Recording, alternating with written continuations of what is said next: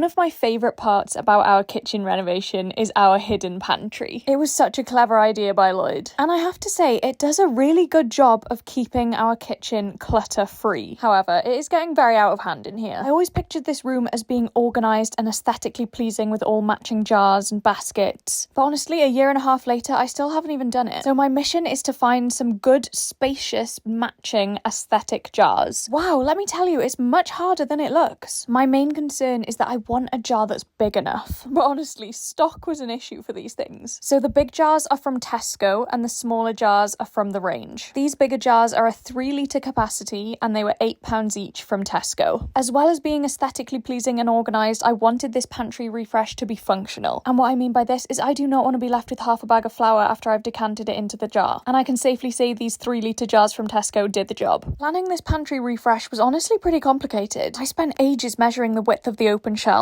finding jars with different widths and seeing how many would fit equally on each shelf. Honestly, there's a lot of work that's gone into this, guys. Right, we're on to the smaller jars now. These are a 1.8-litre capacity and these are from the range. These were £3.49 each. And the only thing I would say about these jars is be cautious of what you put in there. Ideally, you want things you can pour out because the neck actually is quite narrow. So unless you've got small hands like me, it's quite a task to get anything out. Both of the jar types have got these acacia lids. I think that's how you say it, which I'm a really big fan of. Don't get me wrong, I love a bit of bamboo, but actually I think this is just more neutral. And here they are in all of their glory. Let's definitely not talk about how long it took me to decant all of that stuff into the jars. And I did all of that before clearing out the pantry. Safe to say, this place had definitely become a dumping ground. On the other hand, it is really useful to have a place to put clutter from the kitchen so it's not on display. Now, the fun, satisfying bit, restocking these shelves. This was my initial plan for these open shelves, which we got done when we had our kitchen redone. If you're interested, they're around 800mm wide. So you can work out that there's 4 big jars and 5 small jars, and that's roughly how many fit on. I think at this point Lloyd thinks I've gone absolutely doolally, but you have no idea how happy this makes me. I'm sorry, I'm living out my Pinterest board dreams right now. That is what I call one organised pantry. Just finished off by putting the appliances back in here, and this is the finished result of the pantry. I did, however, used to store my spices on the shelves in the pantry, so I needed a new home for them. We have this little space at the end of our utensil drawer under the hob, so I got this little build your own spice rack. Okay, I'm all organised out now.